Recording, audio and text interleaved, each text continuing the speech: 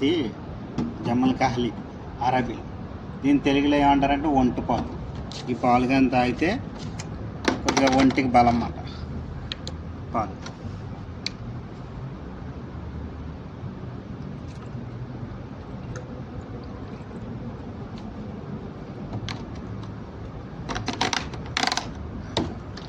ఒంటికి పాలు అన్నమాట. సరేనా? ఒంటి పాలు. ఈ పాలు గురించి పక్కన ఇప్పుడు చెప్పబోయేది ఏంటంటే హౌస్ బాయ్ గురించి. హౌస్ బాయ్ అంటే మన తెలుగులో తెలిసిందే కదా మీ అందరికీ, ఇంట్లో పనిచేసే మనిషి అని అర్థం. హౌస్ బాయ్ పని ఏం చేస్తారంటే, హౌస్ బాయ్ కానీ ఒకవేళ ఏ కోవిడ్ కానీ ఇంట్లోకి తీసుకున్నాం హౌస్ బాయ్ కింద తీసుకున్నప్పుడు ఏం చేస్తారంటే, ఇక్కడ ఇంట్లో పని మట్టుగా ఉంటుంది. హౌస్ బాయ్కి 100 దినాలు జీతం ఇస్తారు. 100 దినాలు అంటే ఇంచుమించు డబ్బులు 30,000 దాకా వస్తాయి. హౌస్ బాయ్ చేయాల్సిన పని ఏంటంటే పొద్దున లేవడం, మొక్కలకి నీళ్ళు పెట్టుకోవడం, ఇక్కడ ఏదైనా శుభ్రం చేయడం. వాళ్ళకి ఏదైనా దివాణి ఉందనుకో, ఆ దివాణిలో ఏం చేయాలంటే ఆ దివాణి పొద్దున లేచి క్లీన్ చేయడం. క్లీన్ చేసిన తర్వాత ఇక్కడ ఏదన్నా చిన్న చిన్న పనులు ఏమైనా ఉంటే చక్క పెట్టుకోవడం. తర్వాత హౌస్ బాయ్కి పెద్ద పనే ఉండదు. ఆడిచ్చే 100 జీతాలకి న్యాయం చేస్తాడో, పెద్ద పనే ఉండదు. ఆ దివాణి క్లీన్ చేసుకోవడం, ఈ దివాణి శుభ్రం చేయడం. వాళ్ళు వస్తూ ఉంటారు సాయంత్రం. కొన్నిట్లో అయితే పొద్దు నుంచి సాయంత్రం దాకా ఉంటుంది. మా ఇంటికాడైతే 7 కాడి నుంచి మా ఇంటి దగ్గర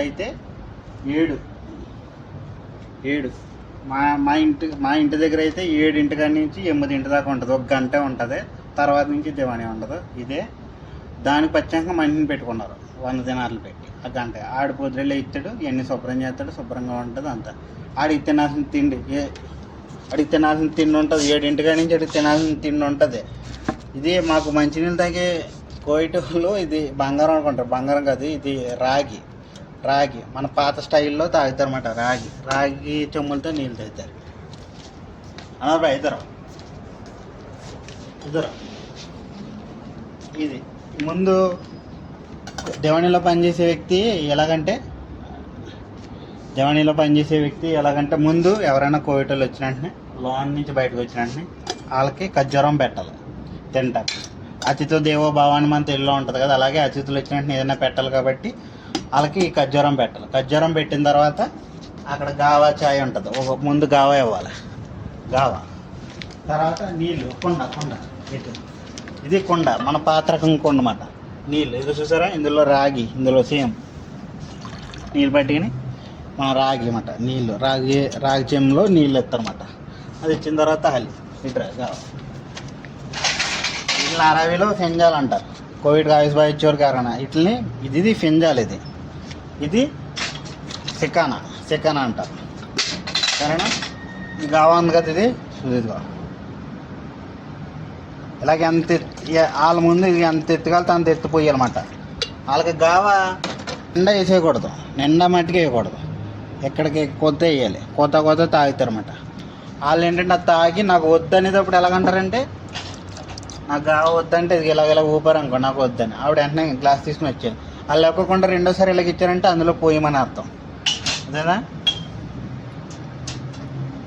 అది అర్థమైంది కదా. ఇక్కడ ఇది అక్కడ అది ఉంటుంది. ఇట్లా బొక్కూరు కూడా ఛాయ్ కూడా చూపిస్తాను చూడండి. ఛాయ్ సొక్క తాగను. ఇది పట్టుకుని ఇందులో పెట్టి ఇలా పెట్టి అట్టుకెళ్ళి ఇవ్వాలన్నమాట. ఇలాగా తర్వాత ఇక్కడ మా జీవనంలో కూడా ఉంటుంది.